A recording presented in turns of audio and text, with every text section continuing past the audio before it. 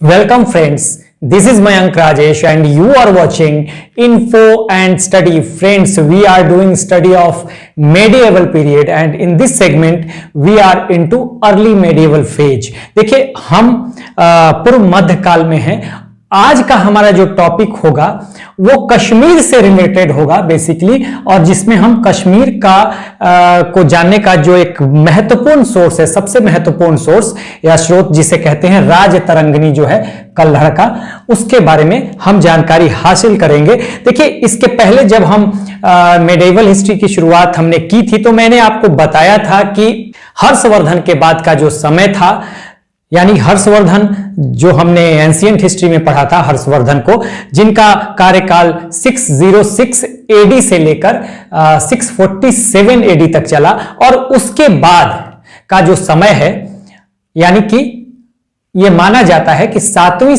शताब्दी से लेकर 12वीं शताब्दी तक का जो समय है वो अर्ली मेडिएवल फेज या पूर्व मध्यकाल के रूप में उसे लिया जाता है।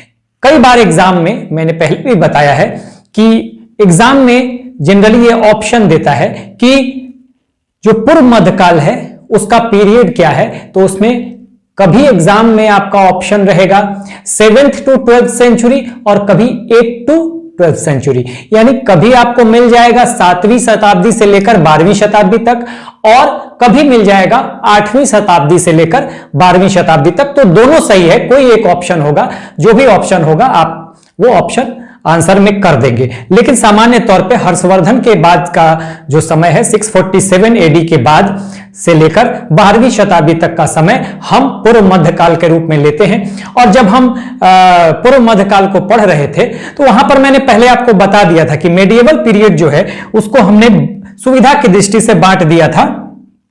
कैसे? देखिए ये M stands for medieval, early medieval period और लेटर मेडिएवल पीरियड मैंने बताया था।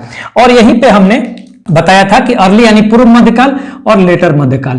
पूर्व मध्यकाल में हमने 3 पार्ट में बांट लिया था, नॉर्थ इंडिया, साउथ इंडिया और मुस्लिम इन्वेजन।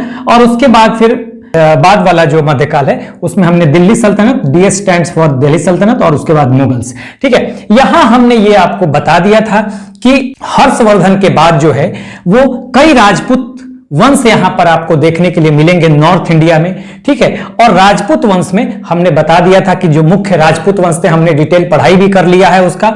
नॉर्थ इंडिया में हमने गुजरात और राजस्थान वाले क्षेत्र में हमने बताया था कि भाई ये जो क्षेत्र है ये है गुर्जर प्रतिहारों का। ठीक है, ये गुर्जर प्रतिहारों का, इसके बारे में हमने डिटेल स्टडी किया था। ठीक है, बेसिकली राजपूतों के ओरिजिन के बारे में हमने यहां पर नॉर्थ इंडिया में पढ़ा था। और नॉर्थ इंडिया में हम जो थे हमने गुर्जर प्रतिहारों को, फिर यहाँ चालुक्य या सोलंकी वंश यहाँ पे इसी गुजरात वाले क्षेत्र में हमने देखा था। फिर मालवा में हमने परमार देखा था। दिल्ली से अजमेर से लेकर दिल्ली तक हमने देखा था चौहान वंश को। इसी तरह से बुंदेलखंड में हमने देख लिया था चंदेल वंश को। ठीक है, और यही नहीं, इन वंशों के अलावा, इन राजपूत वंशों के अलावा हमने देखा था, फिर सिसोदिया भी था मेवाड़ में यहाँ। ठीक है, हमने पाल वंश को भी पढ़ा था जो कि बंगाल, बिहार में यानी पूर्वी भारत में थे।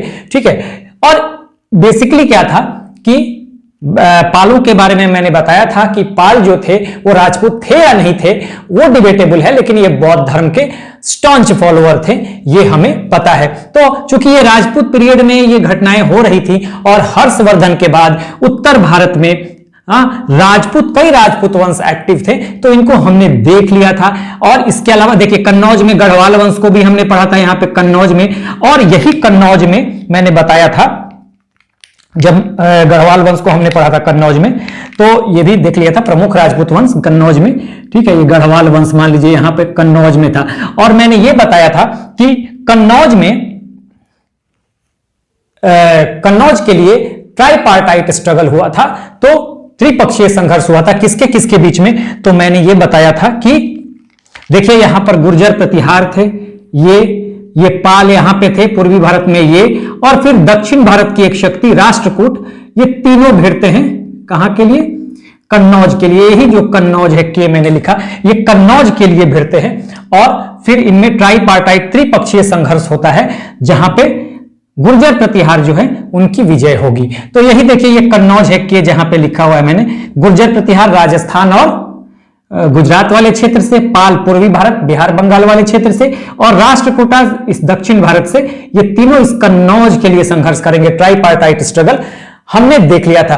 तो हमने जो बताया था कि हम अर्ली मेडिएवल फेज में यहां पर ट्राइपार्टाइट स्ट्रगल को हमको पढ़ना था, पढ़ लिया हमने।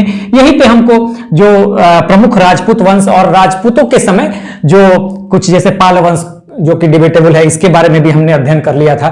ठीक है, तो ये सब हमने पढ़ लिया है। यहीं पे अब हम देखेंगे, देखिए राजपूत वंशों के बाद यहीं पे अब हम ये कश्मीर, ठीक है ना, ये जो कश्मीर वाला क्षेत्र है इसके बारे में हम अब पढ़ेंगे। और यहां पर जब कश्मीर को देखते हैं तो यहां पे कई वंशों को हमें पढ़ना है। मुख्य रूप से आपको 3 वंश और एक और वंश है, 4 वंश, 4 वंशों को हमें देखना है जिनके बारे में थोड़ी जानकारी हमें हासिल करनी है। और ये 4 वंश अगर आप देखेंगे तो पहले कारकोट वंश है, फिर उत्पल वंश, बीच में एक यशकर वंश भी आएगा, हाँ, जिनके बारे में बहुत कम किताबों में जानकारी है। ठीक है, और उसके बाद अंतिम लोहार वंश जो होगा ये कश्मीर में देखने के लिए मिलेगा। तो कश्मीर देखिए, यहां पर कश्मीर को जब हमने शुरू किया है तो हमें इन्हीं 4 वंशों के बारे में जानकारी हासिल करनी है। ठीक है, मुख्य रूप से कारकोट वंश, उत्पल वंश और लोहार वंश, बीच में एक यशकर वंश भी आएगा। तो पहले जो कश्मीर को जानने का जो मुख्य स्रोत है वो है मोस्ट इंपॉर्टेंट सोर्स की अगर हम बात करें वो है राजतरंगिणी कल्हड़ की, जिसके बारे में आज हम इंफॉर्मेशन लेंगे। ठीक है, तो कश्मीर को जानने से पहले, इन वंशों को जानने से पहले हम राजतरंगिणी के बारे में इंफॉर्मेशन ले लेंगे। ठीक है, और अदर सोर्सेज भी हैं कश्मीर को जानने के लिए, जैसे मैंने लिख दिया है यहां पर, देखिए वृहत कथा मंजरी। ठीक है, वृहत कथा मंजरी ये क्षेमेंद्र का है, आपको बस इसका नाम याद रखना है, क्षेमेंद्र का वृहत कथा मंजरी, और कथा सरित सागर ये सोमदेव का। ये 2 नाम आप याद रखिए अदर सोर्सेज के रूप में। लेकिन मुख्य स्रोत जो है या मोस्ट इंपॉर्टेंट सोर्स जो है वो राजतरंगिणी है, और इसलिए इन वंशों को पढ़ने से पहले हम राजतरंगिणी के बारे में कुछ इंफॉर्मेशन लेंगे। और इस तरह से मैंने आपको बताया कि हम मेडाइवल पीरियड में आगे बढ़ते जा रहे हैं। नॉर्थ इंडिया को खत्म करेंगे हाँ अर्ली मेडिएवल फेज में, फिर साउथ इंडिया में यहां सिर्फ चोलों को पढ़ना है हमें, इंपेरियल चोलों को। बाकी जो इसके पहले संगम एज का जो चोल है वो हम पढ़ लेंगे, पढ़ ही रहे हैं हम, वो भी साउथ इंडिया की हिस्ट्री पढ़ रहे हैं, वहां खत्म कर रहे हैं। वहीं पे हम वाकाटक को पढ़ेंगे, वहीं पे हम राष्ट्रकूटों को पढ़ेंगे, राष्ट्रकूटों को यहां नहीं पढ़ेंगे, हाँ बादामी और वातापी के चालुक्यों को पढ़ेंगे। ठीक है, कल्याणी के चालुक्यों को पढ़ेंगे, वो सब साउथ इंडिया में पढ़ लेंगे। और वहीं पे हमारा मेडिएवल हिस्ट्री का जो साउथ इंडिया का जो पार्ट है ना, कुछ चीज खत्म हो जाएगा, कुछ पार्ट्स खत्म हो जाएगा। जब हम जैसे ही नॉर्थ इंडिया खत्म होगा हम यहां पर इंपेरियल चोलों को पढ़ेंगे, और संगम एज के चोल को तो हम पढ़ ही रहे हैं। ठीक है, अभी जस्ट मुझे लगता है 1 या 2 दिन में वो भी आपका जो एंशिएंट हिस्ट्री का साउथ इंडिया वाला पार्ट है वहां पे संगम एज का चोल वंश खत्म हो जाएगा। उसके बाद जो इंपेरियल चोला जो मेडिएवल पीरियड में आएंगे उसको हम यहां पढ़ेंगे। बाकी राष्ट्रकूटा इन लोगों को हम वहीं पे एंशिएंट हिस्ट्री वाले पार्ट में पढ़ रहे हैं। ठीक है, इसलिए यहां पढ़ने की जरूरत नहीं है, वहीं से कवर हो जाएगा। तो अभी हम कश्मीर वाले पार्ट में आ रहे हैं। ठीक है, कश्मीर वाले पार्ट में आ रहे हैं। उसके बाद यहीं पे आप नॉर्थ इंडिया में ही हम हिंदू शाही वंशों के बारे में भी जानेंगे। कश्मीर को पढ़ने के बाद कश्मीर में ही 4 वंशों को पढ़ना है, कारकोट वंश, उत्पल वंश, यशकर वंश और लोहार वंश। तो इनके बारे में हम पहले आज राजतरंगिणी पढ़ेंगे, फिर एक एक वंश को हम पढ़ लेंगे छोटे छोटे वीडियो में, ताकि आपके लिए बोरिंग ना हो। तो आइए राजतरंगिणी को देखते हैं। और मैंने ये बताया कि कश्मीर को जानने का मोस्ट इंपॉर्टेंट सोर्स अगर एग्जाम में आता है, अगर मान लीजिए कि ये दोनों भी रहते हैं, ये भी रहता है, और पूछ देता है मोस्ट इंपॉर्टेंट सोर्स कौन सा है, तो राजतरंगिणी। ठीक है, अब राजतरंगिणी के राइटर कौन है, राइटर देख लीजिए। राजतरंगिणी के जो राइटर हैं यानी लेखक जो हैं वो हैं कल्हड़, ये आपको जानना चाहिए। पहले भी राजतरंगिणी का नाम आता रहा है, आप पहले भी एंशिएंट हिस्ट्री में पढ़ा रहा था तो वहां कई बार राजतरंगिणी का नाम आया है। ठीक है, कल्हड़ इसके लेखक है, राइटर है। ठीक है, और ये किसके कोर्ट में थे, किसके दरबार में थे, तो जयसिंह एक शासक थे लोहार वंश के। यही जो लोहार वंश हम लोग पढ़ेंगे, लोहार वंश के एक शासक थे कश्मीर में। ठीक है, उन्हीं के कोर्ट में कल्हड़ थे। ठीक है, तो ये आपको 2-3 बातें यहां पर Rajatarangini most important source, writer Kalhana, किसके दरबार में थे, तो जयसिंह थे लोहार वंश के। किस वंश के थे जयसिंह, तो लोहार वंश के थे। तो ये हमने जानकारी ले ली। राजतरंगिणी का जो शाब्दिक अर्थ है, मीनिंग है, लिटरल मीनिंग, हाँ, राजाओं की नदी, रिवर ऑफ द एम्पेरर्स, इसका मतलब होता है राजाओं की नदी, शाब्दिक अर्थ। अब देखिए ये जो राज तरंगिणी है, कहीं पूछ दे एग्जाम में कभी तो ये आपको जानना चाहिए।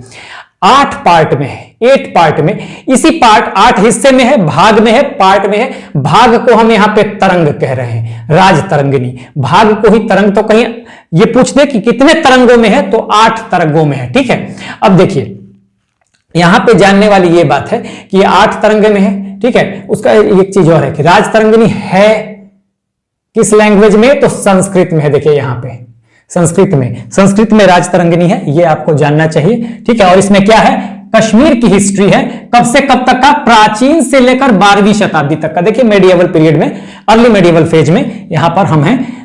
क्या है, देखिए राज तरंगिणी संस्कृत में है, किस लैंग्वेज में है, संस्कृत में है। ठीक है, और इसमें क्या है भाई, तो इतिहास है कश्मीर का, कब से कब तक, प्राचीन इतिहास से लेकर 12वीं शताब्दी तक का जो कश्मीर का इतिहास है वो यहां पे राज तरंगिणी में जानकारी मिलेगी। ठीक है, अब ये जो 8 तरंगे हैं या 8 हिस्सा कहें, पार्ट कहें, भाग कहें, तो 1, 2 और 3 यानी 1 से 3 तक देखिए कश्मीर के एंशिएंट हिस्ट्री के बारे में जानकारी है।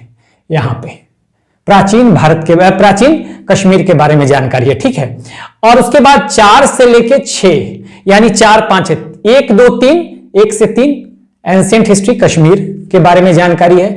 4, 5 और 6 यानी 4 to 6 में कारकोट वंश के बारे में जानकारी है। आगे हम पढ़ने वाले हैं, नेक्स्ट वीडियो में कारकोट वंश ही पढ़ेंगे जब हम कश्मीर की बात करेंगे। ठीक है, और उसके बाद 7 और 8 वाले पार्ट में, 7 to 8 में देखिए 2 पार्ट है, कारकोट वंश और उत्पल वंश। 4 से 6 में कारकोट वंश और उत्पल वंश के बारे में जानकारी है, इनको हमें पढ़ना है। पहले कारकोट पढ़ेंगे फिर उत्पल पढ़ेंगे।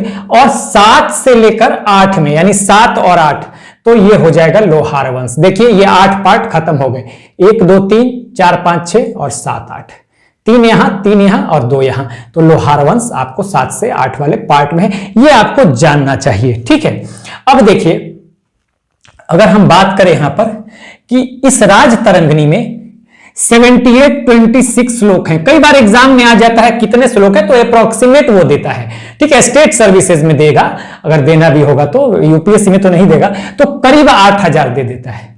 ठीक है, या इसी के आसपास आपको याद रखना चाहिए। डिफरेंस काफी रहेगा, 6000, 5000, 8000, तो ऐसे डिफरेंस रहेगा। तो 7, 8 to 6 श्लोक्स हैं या हिम्स हैं, आप इंग्लिश में कहेंगे हिम्स। ठीक है, तो ये अराउंड 8000 आप मान के चलेंगे। कंप्लीट कब हुआ, कब इसको पूरा किया गया, तो 1148 से 1149 एडी तक इसको 48-49 में इसको पूरा कर लिया गया। ठीक है, उसके बाद जो कल्हड़ ने लिखा सो लिखा ही, लेकिन इसके बाद भी 2 व्यक्ति ऐसे हैं, जूनराज और श्रीवर। ध्यान दीजिएगा, जूनराज और श्रीवर। ठीक है, इन्होंने एक्सटेंड किया यानी कि इस राज तरंगिणी को आगे बढ़ाया, यानी कुछ और हिस्सा इसमें जोड़ा होगा राज तरंगिणी का। और ये किसके टाइम में हुआ, मेडाइवल पीरियड में आगे बढ़ेंगे तो कश्मीर में एक शासक आएंगे, जैनुल आबिदीन। जैनुल आबिदीन याद रखिएगा, ये आगे भी आपको मिलेंगे, जैनुल आबिदीन। तो इन्हीं के पीरियड में जूनराज और श्रीवर ने राज तरंगिणी में कुछ और हिस्सा जोड़ा था। तो ये आपके लिए बनता है एग्जामिनेशन में सवाल कि किसने एक्सटेंड किया, तो जूनराज और श्रीवर ने। किसके टाइम में, तो जैनुल आबिदीन के टाइम में। अब जैनुल आबिदीन के बारे में आप इनको मेडाइवल पीरियड का या कश्मीर का मान, मेडाइवल पीरियड का नहीं, कश्मीर का अकबर या अलाउद्दीन खिलजी भी इनको माना जाता है। तो यह सवाल बनेगा कि कश्मीर के किस शासक को अकबर या अलाउद्दीन खिलजी की उपाधि दी जाती है, तो आपका आंसर होना चाहिए जैनुल आबिदीन। ठीक है, तो यहां पर हमने जान लिया। अब देखिए ये सब जानने के बाद ये प्रथम ऐतिहासिक ग्रंथ, प्रथम ऐतिहासिक ग्रंथ ना केवल कहा जाता है, ऐसा माना जाता है, ना केवल कश्मीर का बल्कि पूरे भारत का प्रथम ऐतिहासिक ग्रंथ कौन सा, राज तरंगिणी। ठीक है, ये आपको ध्यान देना चाहिए। अब इसके बारे में प्रथम ऐतिहासिक ग्रंथ क्यों कहा गया, और कल्हड़ को प्रथम ऐतिहासिक इतिहासकार भी कहा गया। ठीक है, क्यों ऐसा कहा गया, क्योंकि कल्हड़ जो इसके राइटर हैं राज तरंगिणी के, ठीक है, इन्होंने कहा है कि एक राइटर को, एक लेखक को निष्पक्ष न्यायाधीश की तरह होना चाहिए, यानी कि अनबायस्ड जज की तरह होना चाहिए। वो देखिए मैंने कट किया है, उसको पक्षपातपूर्ण रवैया नहीं, यानी अनबायस्ड होना चाहिए, पूर्वाग्रह से ग्रसित नहीं होना चाहिए और दुराग्रह से ग्रसित नहीं होना चाहिए। तीनों पार्ट नहीं होना चाहिए एक राइटर में, तभी वो बिल्कुल बैलेंस राइटिंग कर सकता है, ये कल्हड़ ने कहा है। ठीक है, तो किसने कहा है कि एक राइटर को निष्पक्ष न्यायाधीश की तरह होना चाहिए? तो कल्हड़ ने कहा है, आपको ध्यान देना पड़ेगा। इन्हें प्रथम ऐतिहासिक इतिहासकार माना जाता है। ठीक है, तो ये आपको और भी रीजन है, क्या रीजन है मैं बता रहा हूं। इन्होंने लिखने के पहले राजतरंगिणी को बहुत सारे सोर्सेज लिए, जैसे इन्होंने परंपराओं का अध्ययन किया, कश्मीर के परंपराओं का अध्ययन किया होगा, रिचुअल्स का, धार्मिक रीति रिवाजों का, जो भी चीजें होंगे, ट्रेडिशंस का, उनका अध्ययन किया। पूर्वकालीन जो टेक्स्ट थे, ग्रंथ थे, उनका भी अध्ययन किया। आर्कियोलॉजिकल सोर्सेज यानी पुरातात्विक स्रोतों का भी अध्ययन किया, जैसे कुछ प्रशस्तियों को पढ़ा। ठीक है, प्रशस्तियों का अध्ययन किया। इन्होंने अभिलेखों का, इंस्क्रिप्शंस का अध्ययन किया, कॉइन्स को देखा, मंदिरों के दान पात्रों के बारे में जानकारी हासिल की, मंदिरों के, तो जितना भी पुरातात्विक स्रोत था, जितने भी पुरातात्विक स्रोत थे, आर्कियोलॉजिकल सोर्सेस थे, उनके बारे में इन्होंने जानकारी हासिल की, उसके बाद लिखा इस पूरे राजतरंगिणी को। तो आपको जानना चाहिए, कई चीजें जो है यहां पर आपको मिल जाएगा। कहीं राजतरंगिणी पे कभी आपको आ जाए शॉर्ट नोट्स लिखने के लिए, तो वो भी आप शॉर्ट नोट्स या इसमें बहुत सारे मैटर्स को आप लिख सकते हैं। ठीक है, और देखिए कि कल्हड़ ने जब लिखा तो कल्हड़ पे किसका प्रभाव था? देखिए कश्मीर का क्या प्रभाव था पड़ा कल्हड़ पे, इस राइटिंग पे। देखिए कश्मीर, ऑलरेडी कश्मीर में बौद्ध प्रभाव था। क्यों था? देखिए मैं आपको बता रहा हूं कि कनिष्क जो कुषाण वंश का शासक था उस समय, कनिष्क जो कुषाण वंश का शासक था भारत में, ये लोग बाहर से आए थे, आपको पता है, पोस्ट मौर्यन पीरियड में। पोस्ट मौर्यन पीरियड में मौर्यंस के बाद मध्य एशिया से बहुत सारे बाहरी जो है इन्वेडर्स आए। उनमें सबसे पहले इंडो ग्रीक आए, बैक्टीरिया के, फिर सीथियंस यानी शक आए, फिर उसके बाद आए सीथियंस, पहलो, और लास्ट में कुषाण आते हैं। और कुषाण वंश का सबसे महान शासक भारत में कनिष्क हुआ था, और उसी के समय चौथी बौद्ध संगीति कराई गई थी कश्मीर में। ध्यान रखिएगा, कुषाण वंश के शासक कनिष्क के समय चौथी बौद्ध संगीति यानी फोर्थ बुद्धिस्ट काउंसिल होती है यहां पर कश्मीर में, और इसीलिए यहां पे कश्मीर में बौद्ध प्रभाव था। और बौद्धों में यह देखा गया था कि वो इतिहास को सिलसिलेवार ढंग से ऑर्डर में लिखने में काफी बिलीव करते थे और पढ़ने में, तो इसलिए कल्हड़ पे इसका भी प्रभाव पड़ा। और कश्मीर की चीन से निकटता थी, तो कश्मीर, चीन में भी यही देखा जाता था कि वो लोग इतिहास को बहुत ही क्रमबद्ध रूप से लिखने में, पढ़ने में रुचि दिखाते थे। तो कहा जाता है कि इसका प्रभाव कल्हड़ पे भी पड़ा था। तो ये कुछ मुख्य बातें थी, ठीक है, जो कि हमें जानना चाहिए था कश्मीर राजतरंगिणी के बारे में, जो कि एक सोर्स है, कश्मीर मोस्ट इंपॉर्टेंट सोर्स है, सबसे सर्वाधिक महत्वपूर्ण जो स्रोत है कश्मीर को जानने का, वो राजतरंगिणी है। किसका भाई? तो कल्हड़ का। तो यहां हमने राजतरंगिणी के बारे में सारी जानकारी हासिल कर ली। एक बार फिर हम जो महत्वपूर्ण चीजें हैं, अगर पूछा जाए कि राजतरंगिणी का सबसे महत्वपूर्ण सोर्स कौन है, क्या है कश्मीर को जानने का, तो राजतरंगिणी। राइटर कौन है? तो कल्हड़। किस लैंग्वेज में है? तो संस्कृत में। कल्हड़ किसके कोर्ट में थे? तो जयसिंह के कोर्ट में। किस वंश के थे जयसिंह? तो लोहार वंश के शासक थे जयसिंह। और इसमें क्या है भाई? तो हिस्ट्री है कश्मीर का, कब से कब तक टाइम पीरियड, तो प्राचीन कश्मीर से लेकर 12वीं शताब्दी तक का जो कश्मीर है उसके बारे में जानकारी है। कितने पार्ट में है? 8 पार्ट में। इन पार्टों को क्या कहा जाता है? यानी इन हिस्सों को, ये जो भाग है या पार्ट्स हैं, 8 पार्ट्स में है, तो इसको पार्ट्स कर दीजिए। तो तरंग कहा जाता है, ठीक है ना। कितने श्लोक हैं तो या हिम्स हैं? तो 7826, 7826 है, करीब 8000। ठीक है, कब कंप्लीट हुआ ये समय आपके लिए। किसने एक्सटेंड किया? यानी कि राजतरंगिणी को कल्हड़ के बाद राजतरंगिणी में कुछ और हिस्सों को जोड़ा गया, वो किसने किया? तो दो महत्वपूर्ण व्यक्ति जोनराज और श्रीवर, ध्यान रखना है, इन्होंने एक्सटेंड किया इसको, ठीक है। और किसके समय में? जैनुल आबिदीन के समय में। और जैनुल आबिदीन मध्यकाल का एक महत्वपूर्ण शासक माना जाता है कश्मीर का, ठीक है। और इसको कहा गया, जैनुल आबिदीन को, कश्मीर का अकबर या अलाउद्दीन खिलजी। पूछा जा सकता है एग्जाम में कि कश्मीर का अकबर या अलाउद्दीन खिलजी किस शासक को कहा गया? तो जैनुल आबिदीन आपके लिए जानकारी होनी चाहिए, ठीक है। उसके बाद इसका अर्थ क्या होता है? तो river of emperors, literal meaning Rajatarangini का राजाओं की नदी।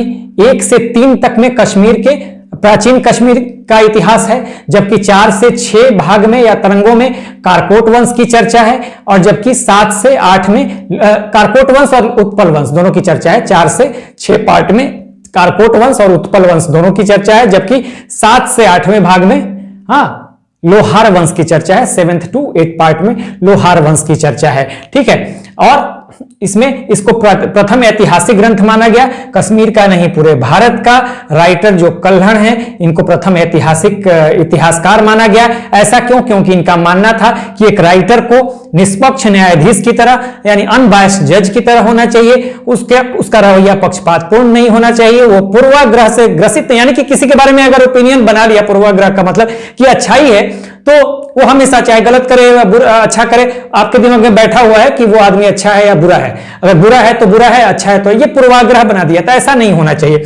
दुराग्रह से मतलब किसी के प्रति अगर हमारी दुश्मनी है, वो भी नहीं होना चाहिए। तो हम क्या करेंगे? हम अगर दुश्मनी है तो उसकी बुराइयां करना शुरू कर देंगे। तो लेकिन राइटर को ऐसा नहीं होना चाहिए, ठीक है। इसलिए इसको प्रथम ऐतिहासिक इतिहासकार कहा गया। इन्होंने जिन सोर्सेज की का अध्ययन किया, तो परंपराओं का यानी ट्रेडिशंस का, पूर्वकालीन ग्रंथों का यानी कि उसके पहले के पीरियड के जो ग्रंथ थे, टेक्स्ट थे, उसका अध्ययन किया, माने बुक्स का, ठीक है।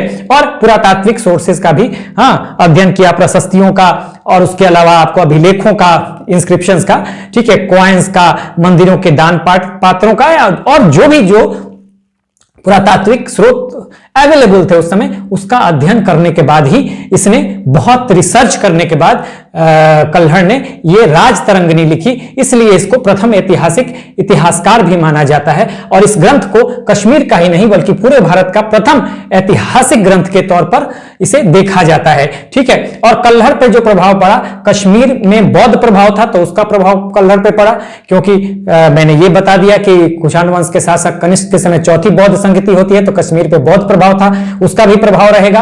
और कश्मीर से चीन की निकटता थी, और ये दोनों स्थिति में आप देखेंगे कि ये बौद्ध धर्म को मानने वाले फॉलोअर जो थे कश्मीर में, वो भी इतिहास को क्रमबद्ध रूप से पढ़ने में, लिखने में रुचि दिखाते थे, जानकारी हासिल करने में। और चीन की भी यही स्थिति थी। चीन भी जो है वो इतिहास को क्रमबद्ध रूप से पढ़ने में और लिखने में चीन की भी दिलचस्पी होती थी। तो इसका प्रभाव कल्हड़ पे पड़ा। हालांकि इसमें कमियां भी बताई गई हैं कि बहुत ही जंबल वे में बहुत कुछ लिखा गया, तो हमें उसमें नहीं जाना, ठीक है। जो महत्वपूर्ण बातें थी, और 2 सोर्स, वृहत कथा मंजरी क्षेमेंद्र का आगे भी मैं लिखवाऊंगा, और कथा सरित सागर सोमदेव का, ये जो है ये आपके लिए अदर सोर्स है, कश्मीर को जानने का लेकिन मोस्ट इंपॉर्टेंट सोर्स है राजतरंगिणी, ठीक है। अब इसके बाद हम राजतरंगिणी के बाद जो शुरू करेंगे, अगला वीडियो हमारा होगा कारकोट वंश पे। तो एक बार आप ले screenshot. So this is the end of the video. Do like, share and subscribe. Take care. Keep smiling. Jai Hind.